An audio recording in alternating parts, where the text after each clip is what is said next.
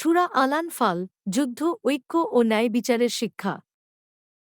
ছুরা আল-আনফাল কুরআনের অষ্টম ছুরা। এটি মদিনায় অবতীর্ণ হয়েছে এবং এতে মোট ৭৫টি আয়াত রয়েছে। আল-আনফাল শব্দের অর্থ যুদ্ধে পাওয়া সম্পদ বা গনিমত। এই ছুরায় মূলত যুদ্ধ, বিজয় এবং মুসলিম উম্মাহর ঐক্য ও শৃঙ্খলার ওপর গুরুত্ব আরোপ করা হয়েছে। ছুরার শুরুতেই বলা হয়েছে, গনিমতের সম্পদের প্রকৃত মালিক আল্লাহ। এটি আল্লাহ এবং তাঁর রাসূলের নির্দেশ অনুযায়ী বণ্টিত হবে। মুমিনের বৈশিষ্ট্য, মুমিনদের গুণাবলী হিসেবে আল্লাহভীতি, নামাজ কায়েম করা এবং আল্লাহর প্রতি পূর্ণ আস্থা রাখার কথা উল্লেখ করা হয়েছে। বদর যুদ্ধ, ছুরার একটি বড় অংশ বদর যুদ্ধের প্রেক্ষাপটে অবতীর্ণ।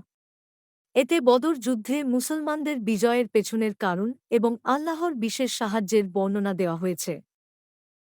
মুমিনদের শৃঙ্খলা ও ঐক্যের নির্দেশনা, মুমিনদের জন্য যুদ্ধক্ষেত্রে দূরে থাকা, আল্লাহর প্রতি নির্ভরতা এবং পরস্পরের মধ্যে একতা বজায় রাখার আদেশ দেওয়া হয়েছে।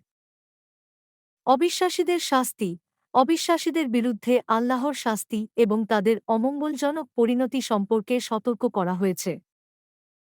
শান্তি ও যুদ্ধের নীতিমালা, ইসলামের যুদ্ধনীতি ও শান্তি প্রতিষ্ঠার মূলনীতি এখানে বর্ণিত হয়েছে।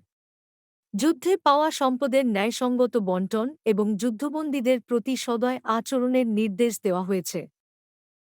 ঐক্যের গুরুত্ব, ছুরাটি মুসলিম উম্মাহর মধ্যে ঐক্য ও ভ্রাতৃত্বের শিক্ষা দেয়। এটি বোঝায় আল্লাহর আনুগত্য ছাড়া বিজয় অসম্ভব। যুদ্ধের আদর্শ, ইসলামে যুদ্ধ কোনো আক্রমণের জন্য নয়, বরং সত্য প্রতিষ্ঠা এবং জুলুম দূর করার জন্য। যুদ্ধের ক্ষেত্রে শৃঙ্খলা এবং ন্যায় বিচারের প্রতি জোর দেওয়া হয়েছে। আল্লাহর সাহায্য, বদর যুদ্ধে আল্লাহর সাহায্যের বর্ণনা থেকে বোঝা যায়, ঈমানদারদের জন্য আল্লাহ সবসময় সাহায্য প্রদানে প্রস্তুত। নৈতিকতা, ছুরাটি মুমিনদের শৃঙ্খলাবদ্ধ জীবন এবং আল্লাহর প্রতি পূর্ণ আস্থার ওপর গুরুত্ব দেয়। শান্তি প্রতিষ্ঠা, যুদ্ধ কখনও ইসলামের মূল উদ্দেশ্য নয়। যখনই শান্তি প্রতিষ্ঠার সম্ভাবনা দেখা দেয়, তখন তা গ্রহণ করার নির্দেশ দেওয়া হয়েছে।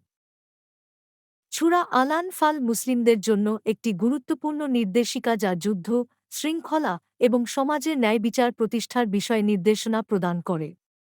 এটি মুমিনদের আল্লাহর প্রতি আস্থা রাখতে এবং তাঁর নির্দেশ মেনে চলতে উদ্বুদ্ধ করে।